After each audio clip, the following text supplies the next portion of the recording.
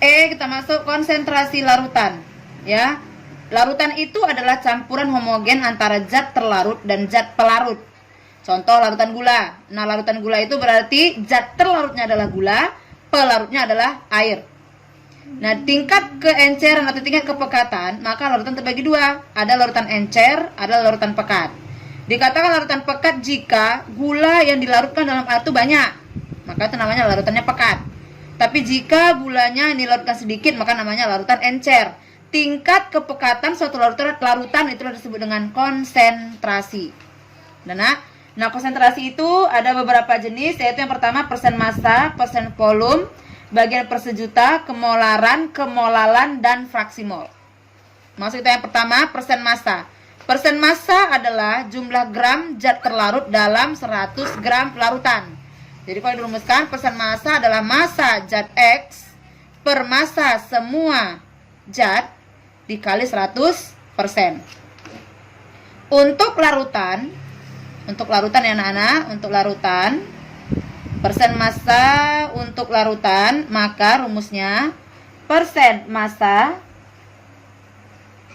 zat terlarut sama dengan massa zat terlarut per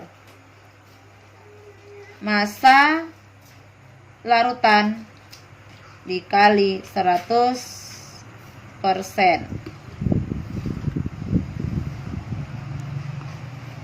Nah, catatannya nak, massa komponen campuran adalah dianggap 100%. Oke, itu untuk yang A. Sekarang kita yang B, yang kedua adalah persen volume. Persen volume adalah jumlah liter zat terlarut dalam 100 liter larutan. Maka rumusnya adalah persen volume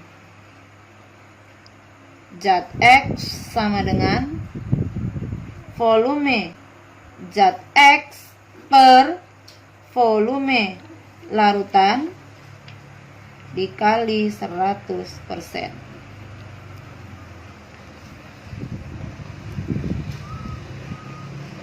Oke. Sekarang masuk kita yang ketiga, yaitu BPJ atau bagian per sejuta atau bisa juga ppm, bahasa ininya kerennya yaitu part per million. Oke, bagian per sejuta atau part per million. Ya, ini adalah menyatakan jumlah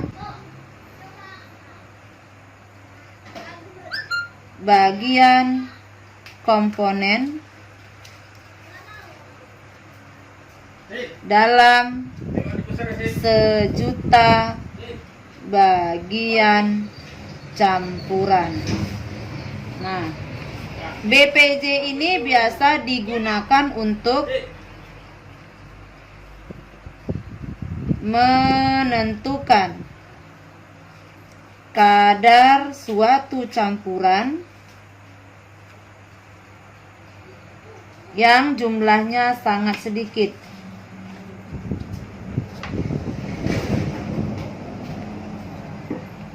Contohnya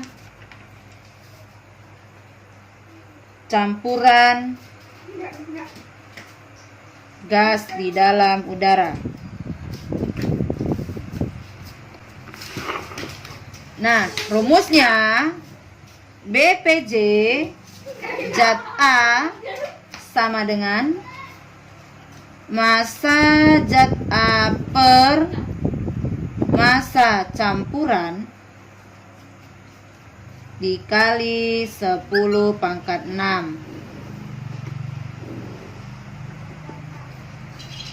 Atau bisa juga kalau kita gunakan volume berarti BPJ zat A sama dengan volume zat A per volume campuran dikali 10 pangkat 6. Kemudian sebanyak 25 gram gula dilarutkan dalam 100 gram air. Berapakah kadar gula dalam larutan tersebut? Maka kita disuruh mencari kadar. Ingat, persen massa. Berarti persen massa di sini. Nah, diketahui ya. Berarti jawab persen massa, rumusnya tadi apa nak? Persen massa sama dengan massa zat X. Siapa zat X dalam hal ini adalah si gula, massa gula per massa semua zat. Berarti massa semua zat berarti massa gula tambah massa air kali 100%. Berarti persen massanya adalah gula tadi 25 gram, massa campurannya berarti massa gula 25 tambah massa air 100 kali 100%. Oke, sama dengan jawabnya 20%. Contoh kedua, berapa gram gula dan air yang diperlukan untuk membuat 200 gram larutan gula 10%. Jadi rumus tetap sama nak, tetap persen massa sama dengan massa zat X per massa semua zat dikali 100%. Yang perlu kita cari di sini adalah massa larutan diketahui semuanya 200 gram. 200 gram ya. Persennya diketahui 10%. Maka kita cari dulu nak. Massa larutan kan tadi diketahui 200 gram. Sedangkan massa gula yang mau dibuat ya, massa gula dalam larutan adalah 10% dari 200 gram itu nak. Berarti sama dengan 20 gram. Ya nak, 20 gram. Maka massa airnya berarti sama dengan 200 gram dikurang 20 gram, maka hasilnya adalah 180 gram. D. Kemolaran atau molaritas dilambangkan dengan M besar. Kemolaran atau molaritas itu adalah salah satu ukuran untuk mengukur konsentrasi. Kemarin kita bahas konsentrasi itu adalah banyaknya zat dalam suatu larutan. Jadi salah satunya adalah molaritas. Jadi molaritas itu adalah banyaknya mol zat terlarut tiap liter larutan. Maka dari definisi ini bisa kita menentukan besarnya molaritas adalah mol per liter, berarti mol per volume. Jadi M itu adalah molaritas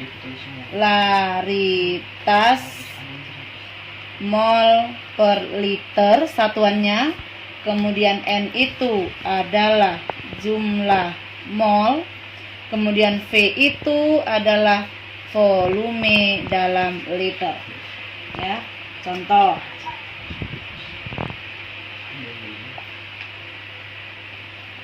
Hitung jumlah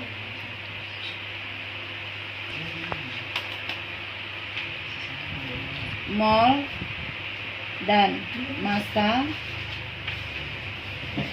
urea, MR-nya sama dengan 60, yang terdapat dalam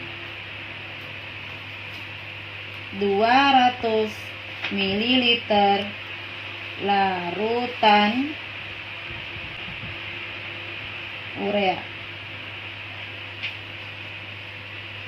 Hitung jumlah mol dan massa urea yang terdapat dalam 200 ml larutan urea, 0,4 molar. Oke, perhatikan nak. Kita jawab dulu. Jawab. Apa yang diketahui di sini nak? Diketahui adalah MR urea. MR urea itu rumusnya adalah CH3COOH 60. Satuannya ingat nak, gram per mol. Kemudian ada liter-liter nih, mili-mili, berarti itu adalah volume sama dengan 200 ml. Kemudian ada harga M-nya nak di situ. M atau molaritas CH3COOH itu adalah 0,4 M. Karena harus diketahui. Kita cari apa ditanya. Yang ditanya di sini, berapakah jumlah mol? Mol disingkat dengan N. Kemudian ditanya adalah berapakah massa si urea, disingkat dengan GR. Nah, jawab. Mol. Mol karena kita di sini diketahui adalah si molar, berarti kita hubungkan antara mol dengan M. Apa rumusnya? Ini nak, dari rumus M sama dengan N per V, ya. Dapatlah di sini N itu adalah M kali V. Ya, sama dengan kita harus cari 0,4 M. Diketahui molarnya 0,4 M. Molar itu tadi ingat nak, mol per liter kali volumenya tadi harus kita rubah ke liter. Kenapa? Karena ini liter. Kalau ini liter, ini juga harus kita rubah ke liter. Maka ini kita rubah ke liter dari 0,2 liter. Masukkan 0,2 liter. Liternya habis, dapatlah dia 0,08 mol. Ini yang A. Sekarang yang B. Ditanya berapakah gram? Langsung ingat nak, gram itu hubungannya apa? Coba, dari mol sama dengan gram per mr. Masih ingat rumus ini nak? Mol sama dengan gram per mr. Maka dari sini bisa kita cari gram sama dengan mol kali mr. Molnya tadi kita dapat nak 0,08 mol kali mr-nya sudah diketahui dalam soal, 60 gram per mol. Molnya habis, maka dapatlah dia 4,8 gram. Oke, ya nak, 4 jawabannya. Nah, dalam konsentrasi ini biasa digunakan juga untuk proses pengenceran. Jadi kita bahas satu persatu dulu nak ya. Satu, pengenceran larutan. Apa itu pengenceran larutan? Misalkan kamu membuat teh manis 1 gelas, gulanya kamu masukkan 4 sendok, tehnya kamu masukkan 2 kantong. Tentu nanti hasilnya akan menjadi hitam yang berlebih, rasanya pun jadi pahit, gitu nah ya. Nah, apakah ini bisa kita gunakan secangkir teh hitam ini? Apakah masih bisa kita minum? Bisa, dengan cara apa nak? Menambahkan air. Supaya apa? Supaya Teh yang hitam tadi tidak begitu hitam karena ditambahkan air, sehingga nanti dia perbandingannya jadi berubah menjadi tidak lagi pekat seperti warna hitam ketika dalam satu cangkir itu dimasukkan 2 kantong. Jadi gimana caranya? Tambahkan air. Nah, seperti itu prinsip pengenceran. Makanya rumus pengenceran itu nak, V1 M1 sama dengan V2 M2. Ini rumusnya nak.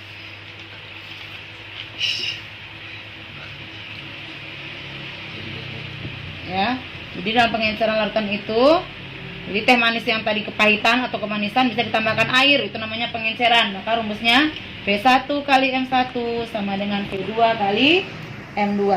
Ya nak, V1 itu adalah volume awal, M1 itu adalah molaritas awal, V2 adalah volume setelah ditambahkan air.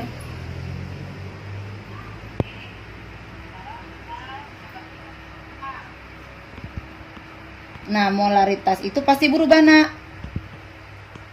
Apa tadi arti molaritas nak? Molaritas tadi kan banyaknya mol zat terlarut dalam tiap larutan. Berarti kalau ditambah air tentu jumlahnya jadi berubah setelah ditambahkan air. Sekarang kita masuk contoh soal biar paham. Contoh, berapa mililiter air yang harus dicampur dengan 100 mililiter larutan NaOH 0,5 M sehingga menjadi 0,2 M. Nah, perhatikan di sini nak.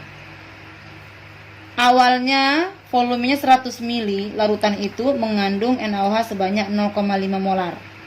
Sementara katanya berapa mililiter air yang harus ditambahkan supaya 0,5 molar itu menjadi 0,2 molar. Artinya yang pekat ini menjadi lebih encer.